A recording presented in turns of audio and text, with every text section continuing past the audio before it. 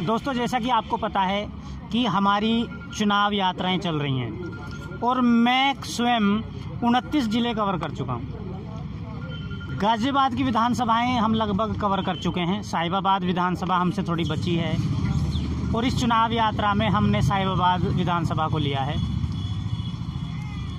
हमने यहाँ की जनता से भी बात की, यहाँ का चुनावी रुझान भी लिया और माहौल की बात हम कर रहे हैं। माहौल क्या है, उस माहौल के तहत हम लोगों से भी मिल रहे हैं और अलग अलग पार्टियों के जो कार्यकर्ता हैं उनसे भी मिल रहे हैं।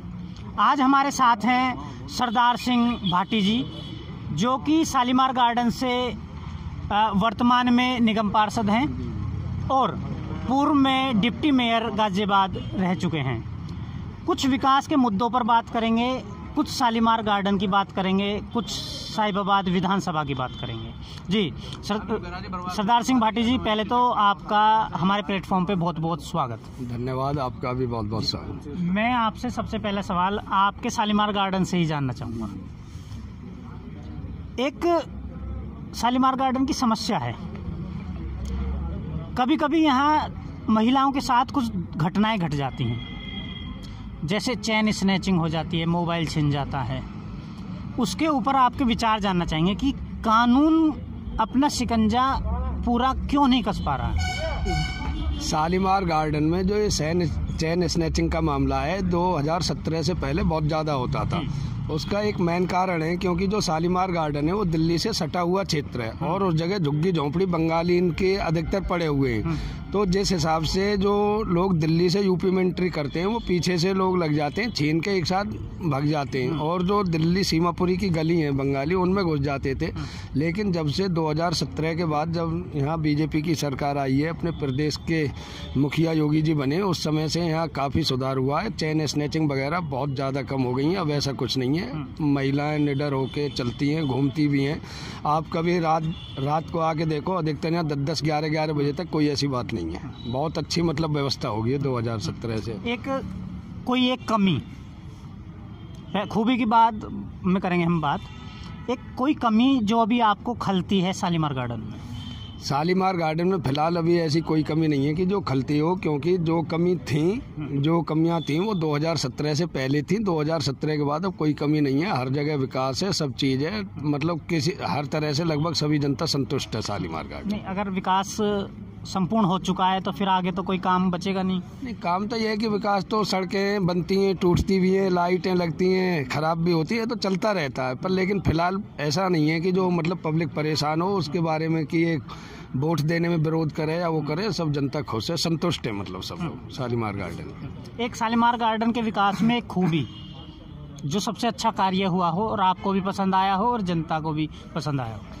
शालीमार गार्डन में सबसे अच्छा यही है कि आजकल शालीमार गार्डन में कई ऐसे चौक हैं, जैसे हमने भारत माता का चौक बनवाया, बड़ा अच्छा सुंदर चौक है, भव्य चौक है। छत्रपति शिवाजी का चौक बनवाया जो कि पहले कभी नहीं था, और स्वामी विवेकानंद जी की है। मतलब कई चौक ऐसे बने हैं कि जो अच्छे प्रतिष्ठित हैं, आगे भी प्रतिष्ठित रहेंगे और शालीमार गार्डन की शान है वो। और एक शिव चौक भी है जिसमें एक सम्मिलित, तो ये मतलब अच्छे चौक बने हुए हैं और शालीमार गार्डन अपने आप में ही एक शान है, बहुत अच्छा मतलब वो है यहाँ का साथ। शालीमार गार्डन से कुछ बस्तियाँ जुड़ी हैं, आप गरीब बस्तियाँ भी कह सकते हो, तो उन बस्तियों में कैसा विकास हुआ है?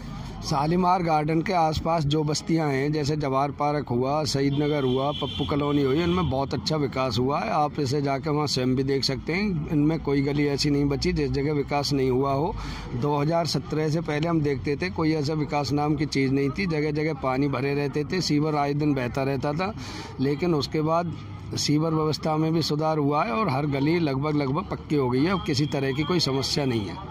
भाटी जी, माहौल की बात करेंगे, अब चुनाव आने वाला है, तो साहिबाबाद में माहौल कैसा है? एक पार्टी कार्यकर्ता के नाते नहीं पूछ रहा हूँ, एक आम जनता के नाते। आम जनता के नाते साहिबाबाद में आप किसी भी जगह जाओ, एक आप पत्रकार की वो छोड़ के वैसे भी जाओ तो आम जनता के मुंह से सिर्फ एक ही निकलता है कि योगी योगी, क्योंकि योगी जी ने एक विकास करा है जो हमारे देश के प्रदेश के अंदर या हमारे क्षेत्र में जो गुंडागर्दी थी उस समय से खत्म है। तो पब्लिक के पास और कोई विकल्प ही नहीं है एक भाजपा के सिवा। अभी आप किसी से बच्चा से लेके किसी भी ये पूछोगे तो उसका केवल एक ही जवाब होगा कि प्रदेश में भाजपा की सरकार चाहिए और योगी जी मुख्यमंत्री चाहिए। एक सवाल और मेरा, 5 विधानसभाएं हैं गाजियाबाद में, तो कितनी सीटें भाजपा ले रही है? गाजियाबाद की तो 5 की 5 सीट भाजपा की हैं और जहां हम बैठे हैं ये साहिबाबाद विधानसभा है। साहिबाबाद विधानसभा पिछली बार हम 1,51,000 से जीते थे, अब की बार 2.5 लाख प्लस जाएंगे क्योंकि कुछ यहाँ वोट भी बढ़ गई हैं और जनता का रुझान बहुत अच्छा है। साहिबाबाद के अंदर माननीय विधायक जी और हमारी महापौर बहन आशा शर्मा जी ने इतना विकास करा है, कोई गली कोई मोहल्ला। 2 सीटें हैं भाटी जी जिन पे बीजेपी और अदर पार्टी की पूरी टक्कर है और कांटे की टक्कर है, एक लोनी और एक मुरादनगर।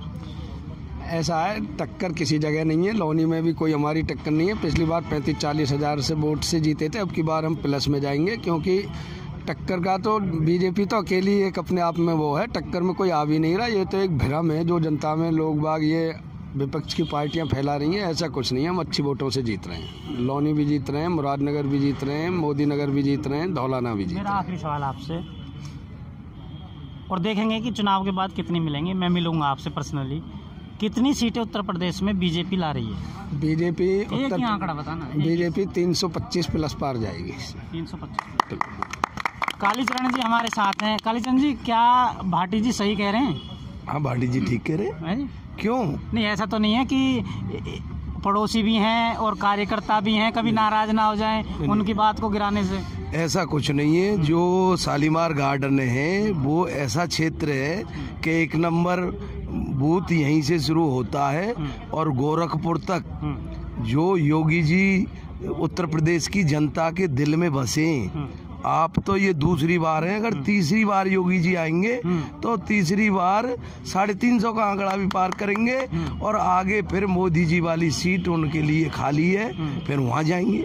नहीं, ये इस बात में पेच है जो आपने बोल दी, इस बात में पेच है और इस बात पे तो शायद हो सकता है कि बीजेपी के खेमे में लड़ाई हो जाए। बिल्कुल लड़ाई नहीं होगी, भाजपा में कोई लड़ाई नहीं होगी। सब भाजपा के कार्यकर्ता अंदर से दिल में यही है उत्तर प्रदेश के में कि माननीय योगी जी मजबूत हैं और योगी जी एक साधु संत हमें उत्तर प्रदेश की जनता सेवा के लिए मिल रहे हैं और सारी जनता जानती है कि उनके कुर्ता में जेब नहीं है, वो सच्चे दिल से सेवा उत्तर प्रदेश करना चाहते हैं। नहीं, बाकी लोगों के किसी के नहीं है, क्योंकि मुखिया जहाँ सही बैठा हो ईमानदार छवि का तो वहाँ सभी ईमानदारी से चलते। आप इस बात पे कहते हो तो हमारे मोदी जी की और योगी जी की सरकार में कोई दागी मंत्री नहीं है और दूसरे दलों ने दागियों को,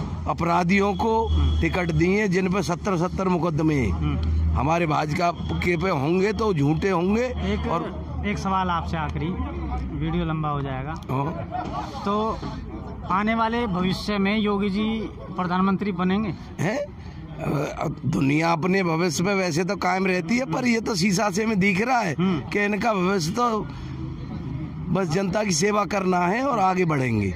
नहीं, प्रधानमंत्री योगी जी के बाद में मोदी जी के बाद में योगी जी बनेंगे, ये तो सबको पता है, पूरे देश को पता है। भारत माता की।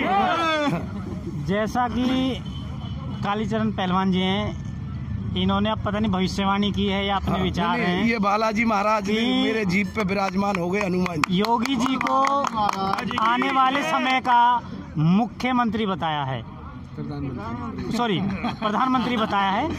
बाकी आने वाला वक्त बताएगा कि क्या होगा, क्योंकि भविष्य की कोख में क्या है ये कोई जान नहीं पाया। इन्हीं शब्दों के साथ मैं धन्यवाद करता हूँ। जय हिंद।